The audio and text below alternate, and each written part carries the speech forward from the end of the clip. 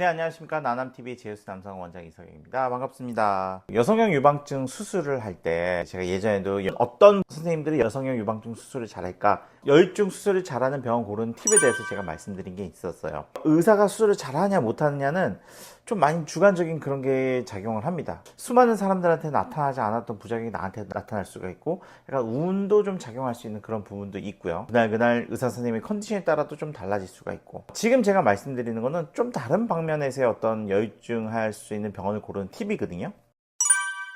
여유증 수술을 하게 되면은 보통 이제 실손보험 청구를 많이 합니다. 실손보험 청구를 하는데, 실손보험 청구할 때 잘 되는 경우도 있지만 잘 안 되는 경우도 있어요. 분명히 예전에는 한때 제가 이제 이 실손보험 청구 때문에 모 보험사를 엄청 깠는데, 그 보험사 같은 경우에는 요즘은 또 괜찮거든요. 예전엔 잘 안 주다가 요즘은 잘 주고, 예전엔 잘 주다가 요즘은 잘 안 주고, 막 이런 보험사들이 막 혼재돼 있습니다. 저는 이거를 업으로 하면서 쭉 수년 동안 지켜봐왔기 때문에 이 보험사들을 상대하고 싸우는 방법에 대해서 조금은 알고는 있어요. 이거를 난생 처음 여유증 수술을 하고, 뭐 심지어는 저 실손보험 처음 청구해봐요, 이런 사람들도 분명 있거든요.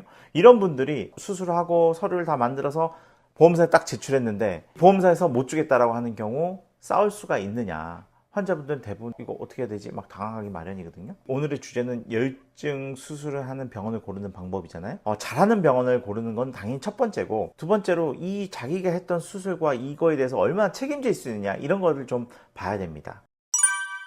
여유증 수술을 했잖아요. 병원에서는 실손보험을 받을 수 있도록 대부분 2A, 2B, 3라는 진단을 줄 겁니다. 그런데 보험사에 갖다 내면은 이거는 원인데 보험 못 줍니다 라고 하는 경우가 많거든요. 환자가 보험사에서 이거 원이라던데 어떻게 해야 돼요? 라고 병원에 왔을 때 병원에서는 과연 뭘 해줄 수 있느냐, 이걸 물어보셔야 됩니다. 이런 질문이 없는 상태로 수술을 받고 다 끝나와서 이렇게 질문을 던지면은 대부분 병원에서는 이렇게 대답합니다. 저희가 2A 드렸잖아요. 뭐 어떻게 하라는 얘기냐, 내가 대신 싸워줄 수도 없지 않느냐. 그게 틀린 말은 아닙니다.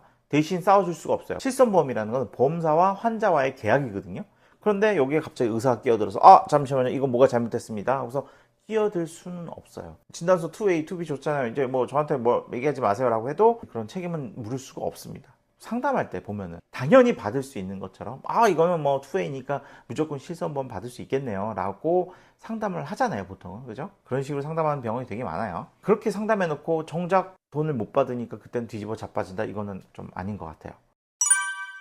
보험사에서도 밑도 끝도 없이 사이먼 그레이드 원이다 라고 던져주진 않아요. 보험사도 자기네들 자문하는 교수님들이 있거든요. 그 자문하는 교수님들한테 자문을 얻어서 이거는 이러한 이유 때문에 원입니다, 이러한 이유 때문에 이 환자는 입원할 필요가 없었습니다, 이건 통원 치료지 입원 치료가 아닙니다 라고 하는 경우가 있거든요. 난생 처음 받아보는 이런 자문과 그런 반박문이잖아요. 이런 거에 대해서 환자는 대처할 줄 모른단 말이에요. 의사는 이제 그런 정보가 많이 있어요. 요즘에 이런 보험사가 문제가 많구나, 이런 거에 대해서 알고 있지만, 그런 것들이 발생했을 때 과연 병원에서 어떤 처치를 해줄 수 있느냐라고 물어봤을 때 이거에 대한 환자분들이 납득할 만한 이야기를 할 수 없다면은 그쪽 병원 좀 고려를 해보시는 게 좋아요. 특히 이제 뭐 커뮤니티나 이런 데 보면은 자문 받았는데 원 나왔다, 뭐 나는 보험금 못 준다고 하더라, 이거 어떻게 해야 돼요, 막 이런 글들이 올라오거든요. 그러면 제일 먼저 처음에는 이거를 2A, 2B를 준 병원에 가서 물어봐야 되는 거예요. 이거 어떻게 됩니까? 어떻게 대처해야 됩니까? 저 같은 경우에도 보험사와 싸우자 폴더가 있어요. 여기에 이제 여태까지 했던 환자분들 싸웠던 폴더 그 항목 내용들이 쫙 들어있거든요. 그런 걸 바탕으로 환자한테도 이런 해서 이분은 이렇게 받았고, 이런 분들 이렇게 받았고, 거기에 폴더 있는 분들 중에 거의 90% 이상 거기서 있었던 분들은 다 받았어요. 보험사에서 못 주겠다, 우리 병원 와서 어떻게 됩니까 했을 때 제가 막 소견서 써줍니다. 이런 것들이 잘 행해지고 있는가, 그런 것들을 꼭 수술 전에 물어보셔야 돼요. 아니면은 정말 수술 다 끝나고 수술을 하기 전에는 이거 당연히 받을 수 있죠, 너무 걱정하지 마세요. 보험금을 당연히 받을 수 있다고 말해주는 것도 이거는 사기라고 저는 보거든요. 왜냐하면 돈 주는 게 자기가 아니잖아요. 보험사가 돈을 주는데 자기가 뭐 어떻게 알고 무조건 받을 수 있다고 그래요. 보험사에서 돈 안 준다는 케이스를 보면은 가슴이 작은 사람이 아니에요. 되게 큰 사람들도 그냥 뭐 밑도 끝도 없이 못 준다고 하는 경우도 있어요. 이거는 이번 케이스가 안 된다고 해서 못 준다고 하는 경우도 있거든요. 사이즈가 문제가 아니고. 그런 경우는 어떻게 할 거냐. 가슴을 보고서 우리가 돈을 받을 수 있다, 못 받는다, 이렇게 얘기하면 안 되는 거거든요. 보험을 못 받는다, 받는다는 보험사에서 결정하는 문제인데, 그 보험사와 얼마나 치열하고